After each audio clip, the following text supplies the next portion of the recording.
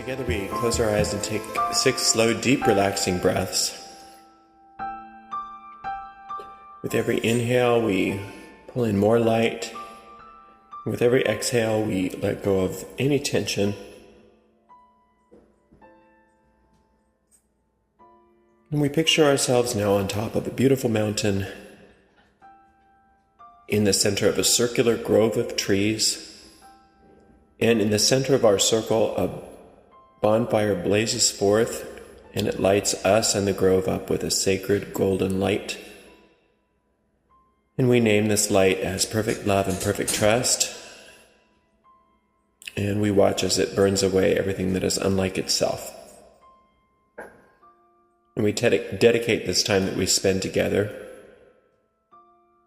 to the God and the Goddess, our Mother and Father.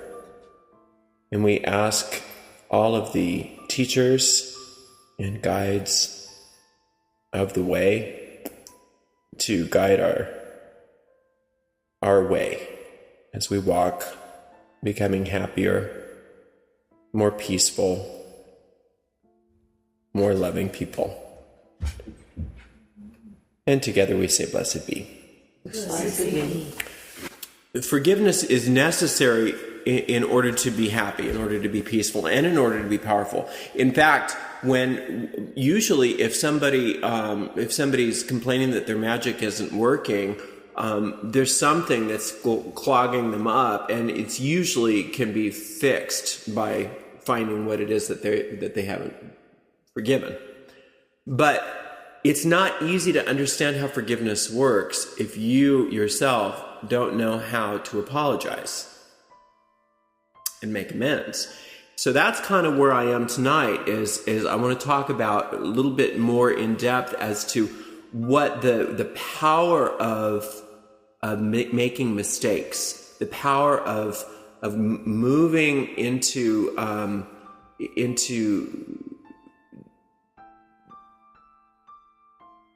for lack of a better word, trespassing against another. There is great power in owning our own mistakes, owning our own history. And what happens, I've noticed, is we tend to think that a powerful person is somebody who doesn't make mistakes. I mean, we get that a lot in politics. It's just like if you have anything in your past, then you better not run, because you cannot ever get over it. If you change your mind about something that you used to be adamant about and you come to terms with it, well, then you're a flip-flopper. You're a waffler. So we're constantly trained by our media and by the political process of our own culture that it's not okay to make a mistake and it's not okay to change. And that is a conspiracy on a very deep level of the most insidious parts of the human consciousness that wants to keep everyone down. Because a powerful person, there's a great line that you hear from time to time, and that is, every saint has a past and every sinner has a future. And what that means from a metaphysical perspective, remember, sin just means a mistake. It means that it's an archery term that means that you didn't hit the bullseye. And that if you don't hit the bullseye, what do? You try again, and you keep practicing until you get it. Just like with anything. If you sin by making a mistake when you're playing the piano, you don't say, well, that's it, I better not play the piano anymore. You work harder at it. You practice more. And the same goes with us. We have to celebrate our mistakes. And what happens is when we make a mistake that affects another person, and sometimes we do it out of anger, which is a type of mistake. Sometimes we do it out of jealousy. Sometimes we do it out of fear. Whatever it is, where we go and we do something to another person that's, not our best. It's up to us to own that and to be able to apologize and to make it right.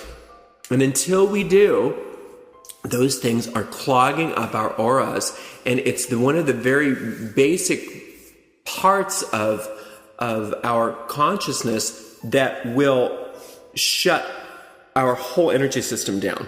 if we hold on to our own resentments and our own mistakes and not own them. And we become spiritually crippled if we are not able to own who we were in our past and move forward.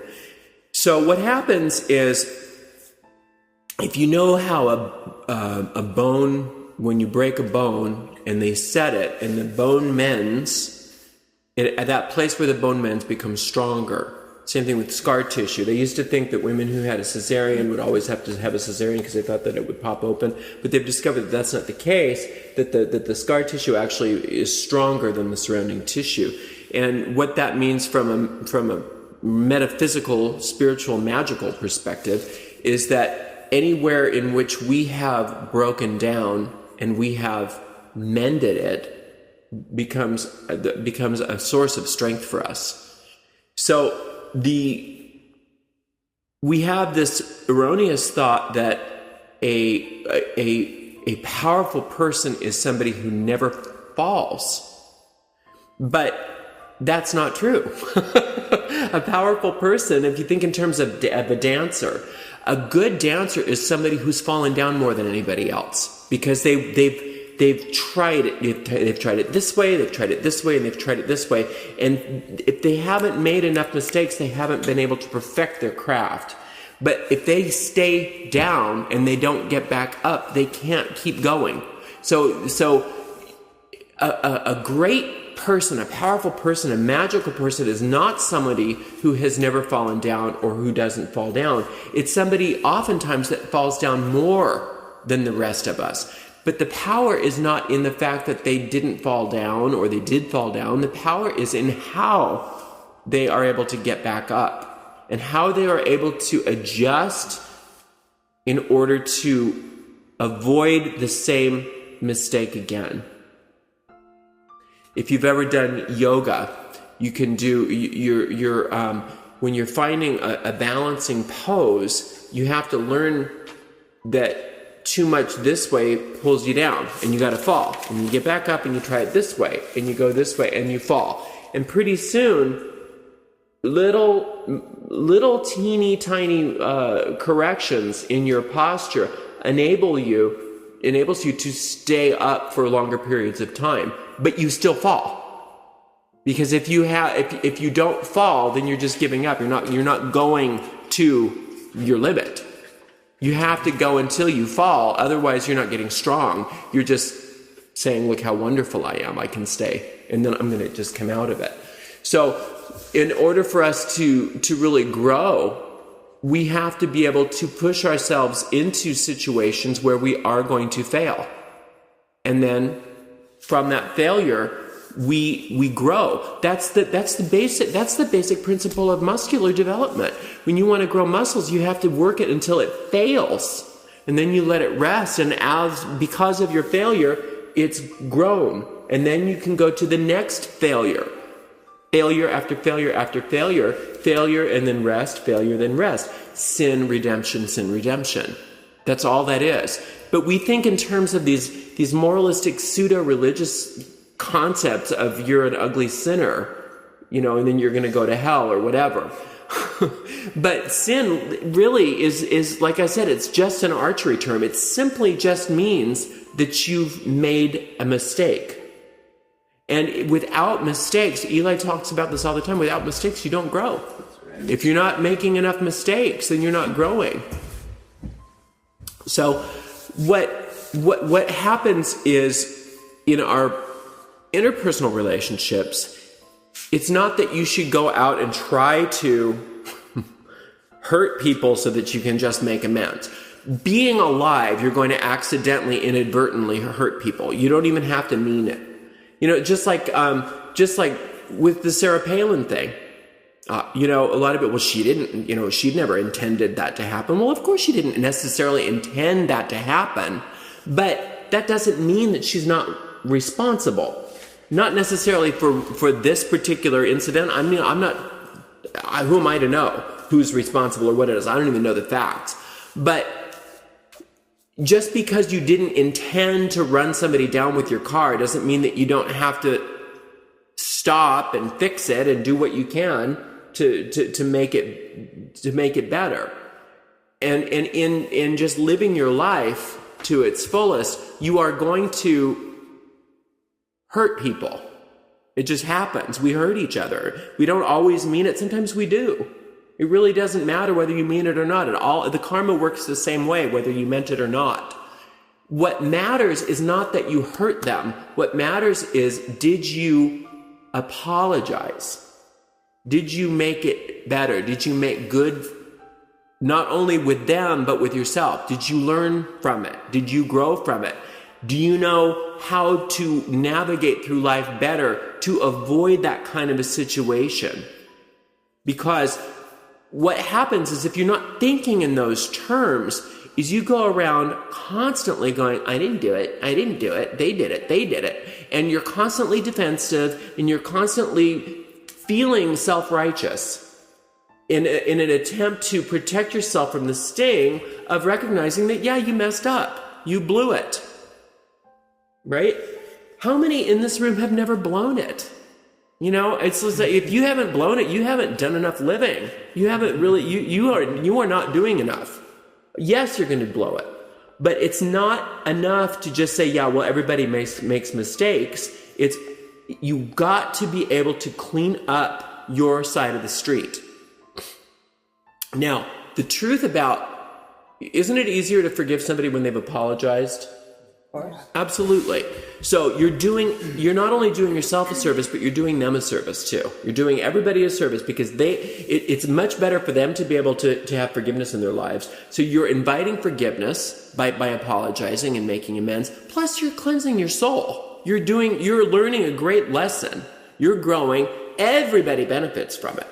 So I think making amends is almost more important than forgiveness, because if you're constantly looking at where you've made mistakes with yourself and with other people, and are willing to do what it takes to apologize, and this is not necessarily just apologize, but to make things right, then you're constantly in a zone where forgiveness is sort of natural, because you know that everybody makes mistakes. It's a lot easier for you to be forgiving, because you're constantly, well, I just did that the other day. You know, oh, well, I do that all the time. You know, who am I to judge this person? Look at what I do, right? So it's much easier for you to have forgiveness if you're taking responsibility for your own problems and your own mistakes. The other thing too is, I remember when I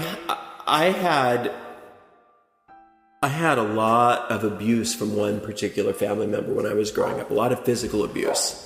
Physical and emotional, but very physical abuse. And I remember at one point in my life, I must have been in my 20s, I finally confronted this person and said, you know, you really hurt me. You really messed me up. You know, that wasn't good. I mean, I was just a little kid. I didn't deserve that. And she actually apologized to me. And then as soon as the apology was out of her mouth, she said, but you have no idea what my life was like. You have no idea. She started kind of justifying her behavior. Yeah. And then, and you know, you're no angel either. Yeah. Nullifying the apology. Right. So what that did for me at the time was kind of pissed me off. But what it did for me later was recognize I don't need to be that person when I'm in this situation where I have to make amends. Apology, and that's it. There's nothing I need from you. I don't need your forgiveness. If you want to forgive me, that's your business. All I'm doing is saying I'm sorry. That's all I do. And you know what else? That's enough. You don't need to grovel. One apology is enough. I'm sorry I did this. Move on. They'll either accept it or they won't. It's not your responsibility. You're done. You're done. Because the other side of the coin is from the person who's always, I didn't do it. is the one who's always walking around with their head down saying, I'm sorry, I'm sorry, I'm sorry. And they're not apologizing for anything legitimate. They're just apologizing because that's how they are. They're not apologizing. They're manipulating trying to manipulate the situation by proactively being apologetic. And that's not what we're talking about either. You don't just apologize. You have to be able to know what you did wrong. You know how it affected this person. State that, and from there you make amends. You either, you can apologize and make restitution if necessary. So if you've messed up and you owe somebody money, then you've got to pay them back. If you've messed up and you broke something, you've got to fix it. That's what an amends is. An amends isn't just going around going, I'm sorry, I'm sorry, I'm sorry, I'm sorry. That's pathetic. That's not what we're talking about either. Does that make sense? I mean, those people that it's just like, I'm sorry, I'm sorry, I'm sorry. It drives me up a wall.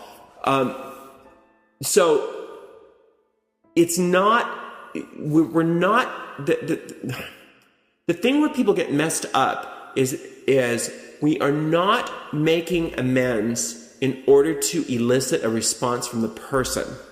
We are making amends because it's the right thing to do. We're doing it for us. We're not doing it for them.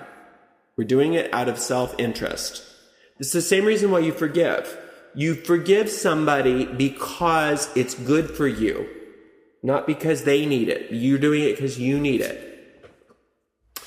There was I'm not a real Bible scholar, but there's a story in the Bible of the prodigal son, and the dad has I think it's three sons, and one of them leaves and comes back, and the dad goes overboard rejoicing at the fact that the sons come home, and the other two sons are like, well, what about us? And he said, well, what's important, this is more important than anything for me right now because he left and came back.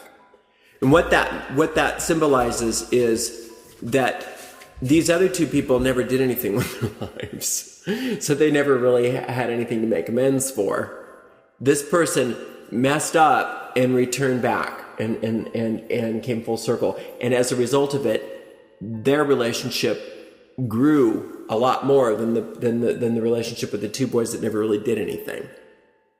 So what that's saying is that sometimes if you're in a relationship with, friendships and lovers and all of that, if you're really having relationships with them, the more vibrant and alive your relationship is, the easier it is for you to step on each other. And you get to a point where it's not like, oh, I did this, I better apologize. I did this, I better apologize with those people. You kind of live in a kind of the perpetual amends. And that's not a bad thing. It's just you're constantly being aware of their feelings and your feelings and how you're affecting them. And that makes you all that does is it makes you a more conscious individual. It makes you a better person. Is it the Gospel of Thomas that was left out of the Bible? I think it was. Then one of them, I think it was left out of the Bible. I think that's the one that Rajneesh wrote a book about. And I think there was a line in the Gospel of Thomas that said, God loves a sinner. And I guess in the book, he had been lecturing about the Gospel of Thomas, and one of the students said, what does that mean? God loves a sinner. Why does God love a sinner? And he said, it's because they tend to be more interesting people. and I think that's true. I think that's true because like if we take let's take the piano analogy again. You're a much better musician if you're practicing a lot. And if you're practicing a lot, you're hitting a lot more wrong notes because you're probably working on stuff that's really, really hard. Now, you're a much more interesting musician since you sin a lot than the person that never makes a mistake because they're very, very careful and they never grow outside of what they do really well. Does that make sense? Think about the kinds of musical works that have been, or other forms of art that have been created based on a mistake. Oh, absolutely. Yeah, those happy mistakes are sometimes the best thing in the world. But I think what happens is we get really bogged down with the concept of everything has to be peaceful. We understand that we want peace, that's our goal, and we don't understand that there's layers to the onion that go into the peace that's inside of that onion, and you've got to be able to peel off those layers of the onion that are blocking your experience of the peace that's inside the center. And that kind of growth, that kind of ripping off there's different layers of your personality that are put there just to keep you feeling safe and protected. That can feel very violent. It can feel very messy.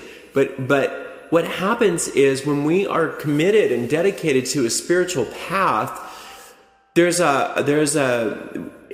is some sort of higher power that is in charge, and however everybody's got their own way of conceptualizing what that higher power is. It's usually the god and goddess, or the father and mother, or God, or whatever in the craft community. But there's this concept that there's a spiritual guide or a teacher, that there's a force of consciousness that's much more intelligent than our day-to-day thinking. And when we're committed to our spiritual life, that means that we're allowing something greater than our own ego to take the reins. And that's a good thing. That's called having a teacher. And what is a teacher there to do? They're there to correct. They're there to correct you. They're not there to say, oh, good. Yeah, just keep doing that. I mean, can you imagine going to a French class and you say, bonjour, and they say, good, that's right. You know, you go to France and they want to understand what you're saying. No, you want a language teacher to say bonjour, bonjour, bonjour, no, bonjour, bonjour, bonjour, bonjour, until you get it right. Well, that's the same thing with us, with our spiritual teacher. They are there to correct us. And the correction sometimes means helping us to lift off these layers of mistakes, peeling off that onion so that we can find the peace. So peace doesn't necessarily just mean that it means necessarily that everything is going to go your way all the time. Peace means that sometimes you've got to go through the shit in your life that you've got to go through in order to get deep enough to find what true peace is. And that's what initiation is all about. That's what a spiritual journey is all about. And that's why meditation is so important. Daily spiritual practice is very important. And why, if people don't have that, then they tend to either become deluded about their spiritual life, or their spiritual life becomes very violent and very difficult to maneuver. However, if you are going to class every day, you get good. You get really good and you enjoy it. I mean, I don't know about you.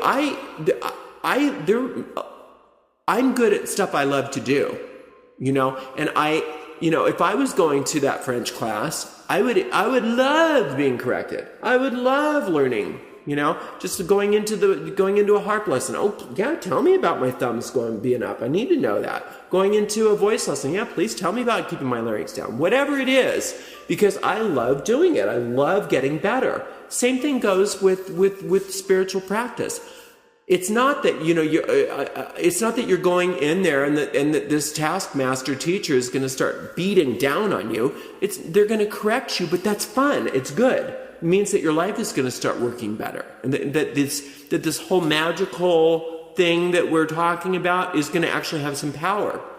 Because what happens is, I've noticed this on a lot in the Wiccan world, is people want to define things for themselves. They want to do their own little whatever weird magical things themselves, and they just want to live in their own isolated universe, making it up as they go along with absolutely no system and no teacher. And because that's the craft as far as they're concerned, is that's what they want to do.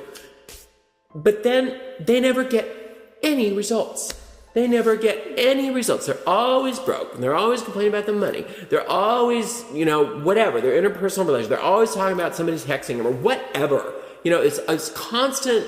There's constant chaos in these people's lives. And it's not my place if they don't come to me and ask for help. But I can observe that and say, that's just like somebody trying to teach themselves a language without any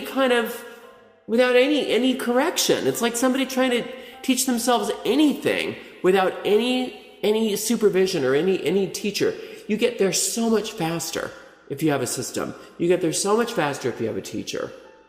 And this whole process of making it, and I think that's part of the problem with why people do that, is because they don't want to make mistakes. They don't want to fall down. They don't want that sting of self-embarrassment of I'm doing it wrong. Yeah. And because of whatever. But if you think that a teacher's correction is criticism rather than helping, then you'll never learn. You'll never get better at anything. So it's really important for us to understand that this process of making amends is not some hard Christian thing or something. It's simply, all it is a metaphysical, magical process of perfection. You're getting better and better and better. It's called learning. It's called growing. But you can't be learning and you cannot be growing if you're not making mistakes and not receiving corrections.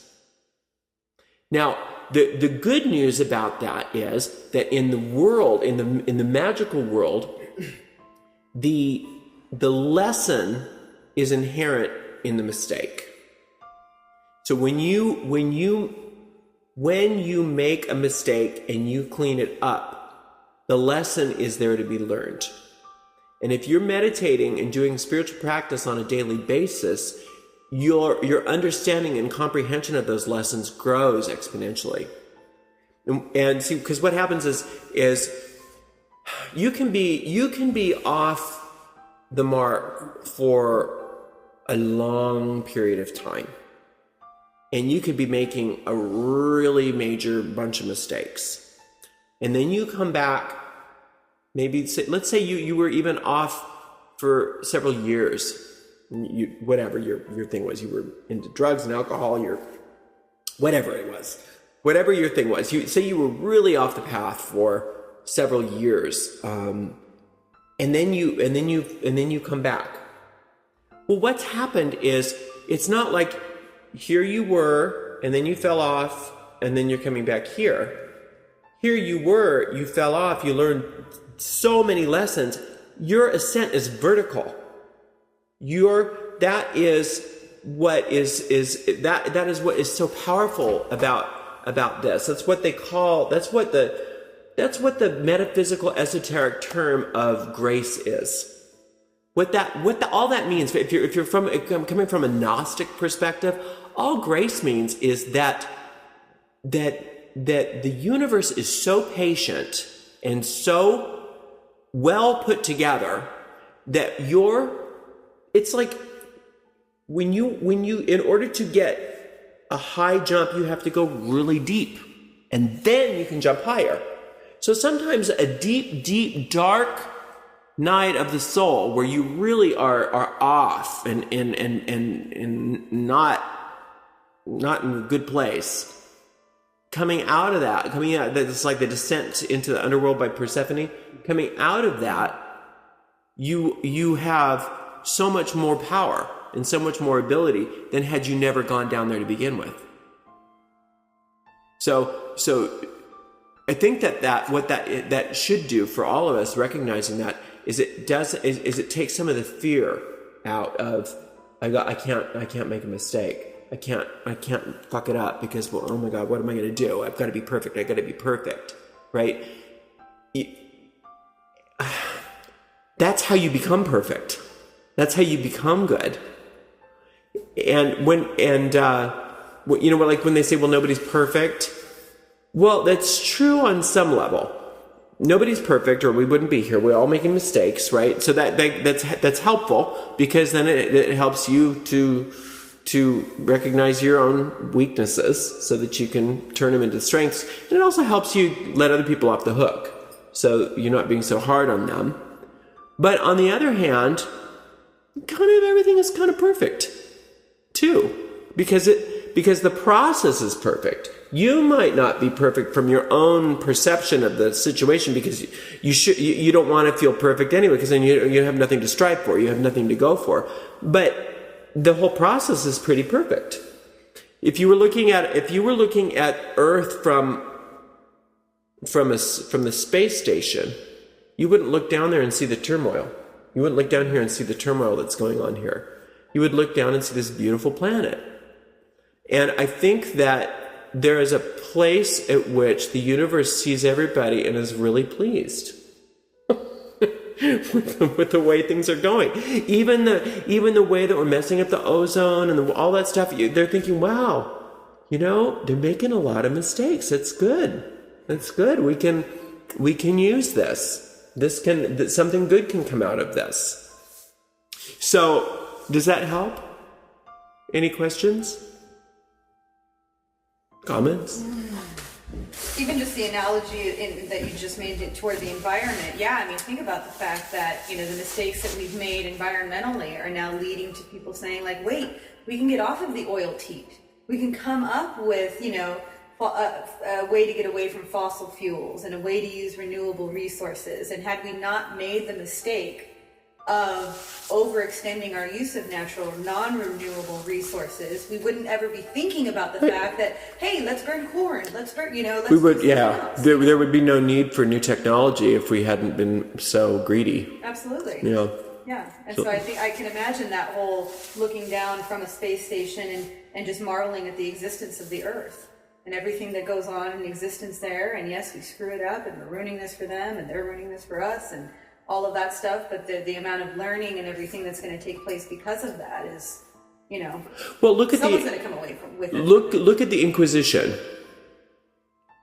I think we learned a lot about human nature, a lot about religion. We learned. I think that I don't agree with a lot that the Catholic Church has done, but one thing I will say is that the last Pope apologized for the Inquisition. Mm-hmm. He made amends. Obviously, they learned something. They didn't learn everything yet, but they learned something. Think about. I think that as far back as the Inquisition was the beginning of the women's rights movement. So, I mean, something good came out of that. We've learned so much about ourselves. Same thing with the Holocaust. We're just starting to learn about I think that the gifts of all of those atrocities are just starting to surface now. I think we could take any tumultuous point in history, slavery, anything, and look at it and examine it as a way of this was the mistake, but the lesson embedded within it. And I think that if we can look at it in this large scale of global, world things. There's really very little slavery left on the earth. Yeah. There's very little of it, whereas it used to be the norm in every culture for pretty much forever. So, I mean, yeah, I agree. Yeah, I mean, although I think we could do better. I think that part of the race relation issues between white America and black America could be greatly enhanced if we had some sort of public acknowledgement and some sort of memorial for it, because we have memorials for every fucking thing in the world, but nothing for the slaves. You know? Yeah. So I mean, so there's obviously still something that's not ready to give on that one, but I think that there's an amends there that hasn't been quite made yet, that needs to be made, personally. I think it's useful to think about these big things that we can pinpoint in history, because it would be so easy for us to be like, well, look at the mistakes they made, and look at the mistakes they made. It's so much harder to say, well, look at the mistakes I made. Right. And you know what I mean? And so I think it's valuable to see that in any culture, in any time in history, you can find all these mistakes. Well, and I'm looking at I'm looking at a lot of the mistakes that are being made in the Middle East. And I'm thinking, you know, it's really easy to judge.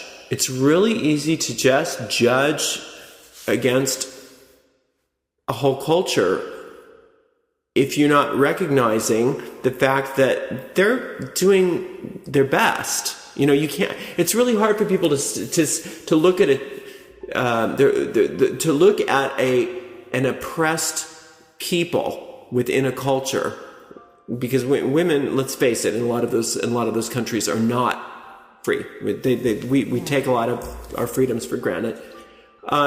Looking at a lot of the genocide that happens in other countries, you know, that doesn't happen here. It's atrocities like that is really hard sometimes for me to find that sort of forgiveness and redemption because it's still going on. But when I look at it from a more metaphysical perspective, just try to let's see if I can just momentarily go back up out into space and look down on it. There will be a lesson. There will be some amazing strength that comes out of it. I know it. And there has been. There's never been a plague that has ultimately ravaged the earth and killed everybody. There's never been a Hitler that has actually won the war. It just doesn't happen. It's against natural law. There's nothing in the world that there's not one piece of ultimate darkness in the world or major error that ultimately has victory. It just doesn't work that way. And it never has, and it never will. That's not how it works. So, but it's so hard sometimes because in evolutionary years are so different than our years.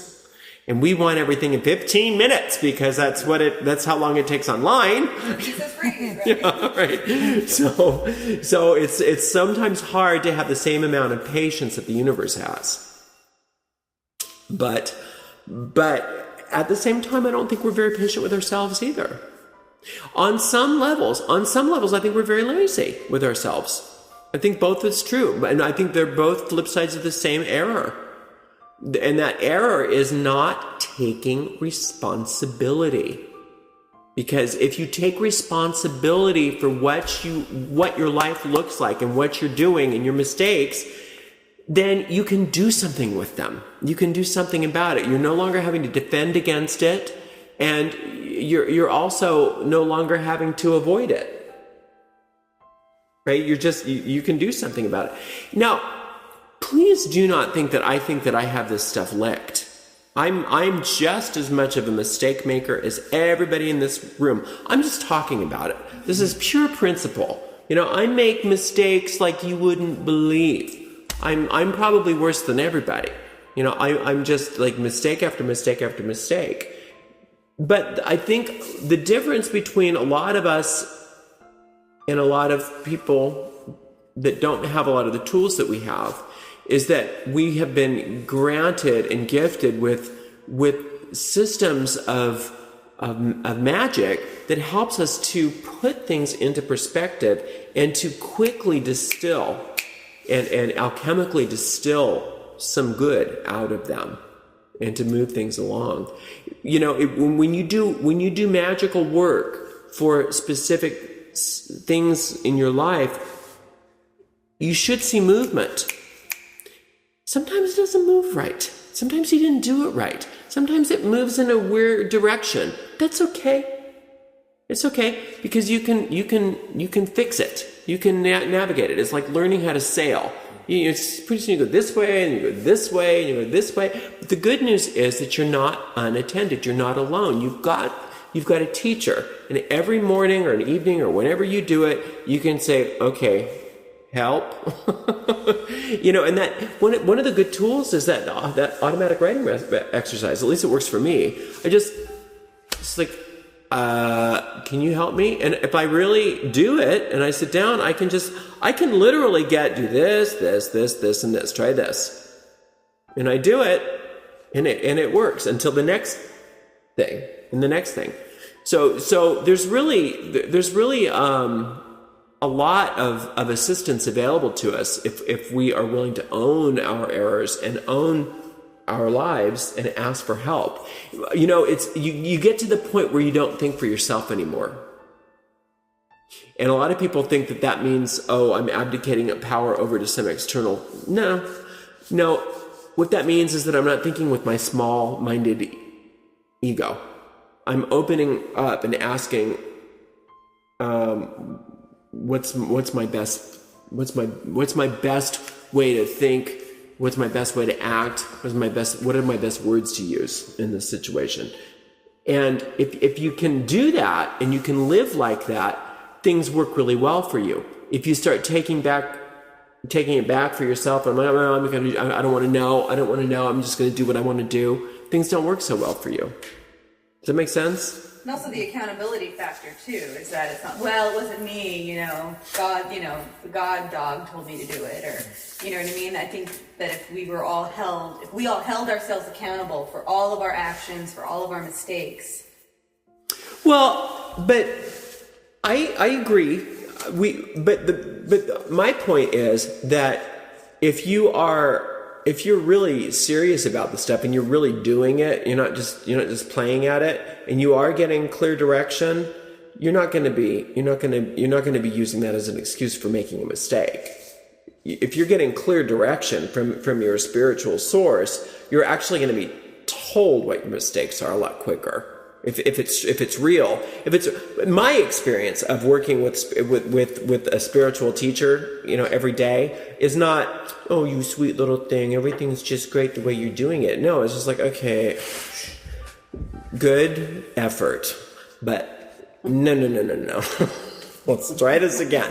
There's a lot more wisdom available to me in meditation than there is in my day-to-day life. So in my personal experience, the direction that I receive in meditation is much more critical in a helpful way than what I would give to myself. But you're still accountable for then taking that direction and doing something. Yeah, I'm accountable for everything in my life, regardless of what my spirit guide tells me to do. It's just like the karma stops here, the buck stops here. I'm the one that gets the blowback. but I'm also the one that gets to reap the benefits. And that's the whole point of living a magical lifestyle, is that you get to live life more fully.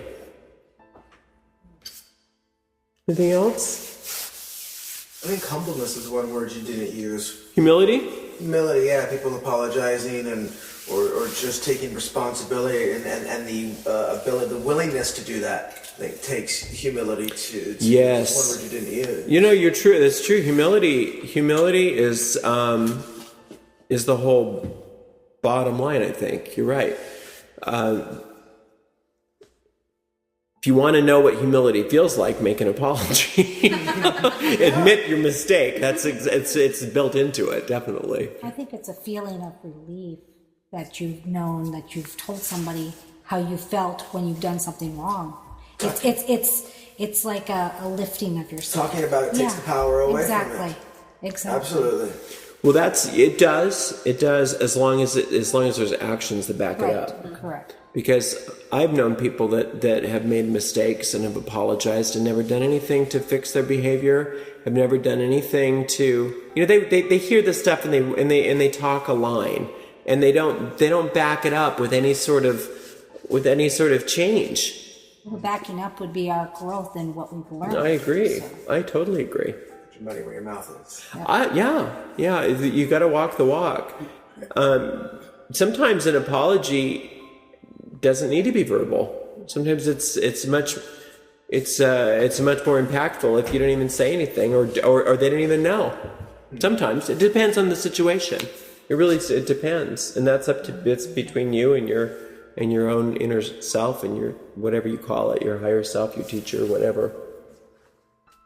I had a guy at work. He did something. You're talking about apologizing, and why I didn't forgive him and why I still hold on to it, because he did something.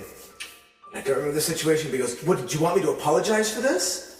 And that just pissed me off, because all he had to do was say, "Yeah, dude, I'm sorry." Life would have been cool, but the fact that he had to stand up and then say that he didn't want Well, and then what did he do? He made it so much so difficult for you to forgive him, which means that your life is harder. It's a burden that you're having to carry. Indeed. But, knowing that, you could still forgive him. You could if you really want the release. I mean, it's up to you. It's a 50-50 thing. Some days yes, some days not. It's just hard. Yeah. It's like I know what that feels like. It's like I know I should forgive you, but I hate you too much. I know that feeling. But it's really the stuff that eats us up. I know. It ultimately that stuff manifests in disease. It manifests in poverty. It manifests in all kinds of situations in our lives, and it's too expensive. It really is too expensive to hold resentments. In Alcoholics Anonymous, their sobriety depends on it, so they do it. But what happens with us is there's if you haven't hit that kind of a bottom, it's not as urgent. But if we can make it be urgent, you'll see that there's a direct line between the poisons that we carry and the manifestations in our lives and the manifestations in our bodies and the manifestation in the consciousness, the group mind. And it's huge because I think one piece of forgiveness in the world cancels out so much more, exponentially more than what it was doing to you. Just like when there's a dark room and one light will create the focus of light in that whole room. If everybody's in a dark room and somebody lights one match, you focus on the light. It's hard not to. It's just you just automatically will be drawn to that. And the same thing that goes with us is when we are able to both forgive and make amends, we do something that we create a shift in the atmosphere of the world that is so much bigger than what that resentment was. So, and it's not always easy, but it's I never promised you a rose garden either. I mean, we're talking about the perfection of our souls here. We're not talking about something really. Rose gardens are flowers. Yeah, true. Anything else? Real quick meditation, and we'll end.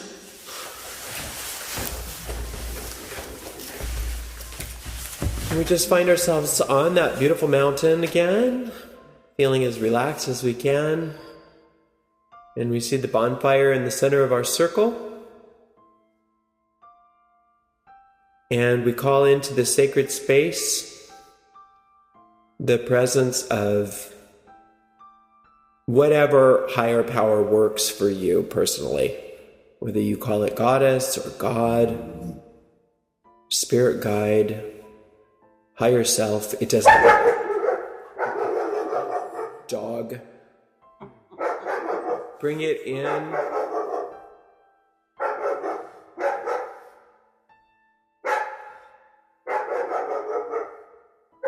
And right now I want you to think of one thing that you've done.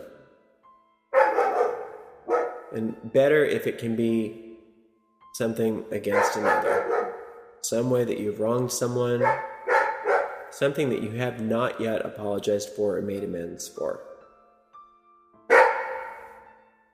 And I want you to see this person in front of you And I want you to apologize.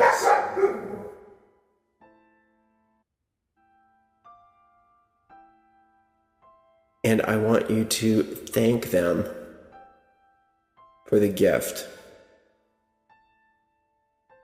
that they have just given you of coming back home to your light.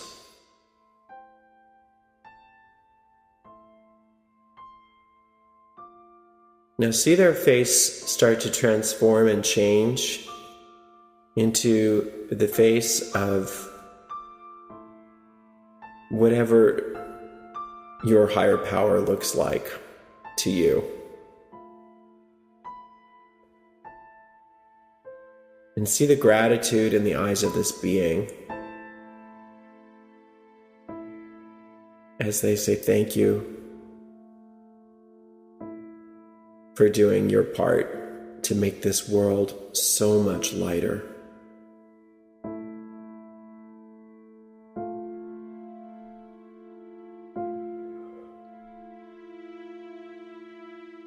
Thank you very much, and together we all say blessed be.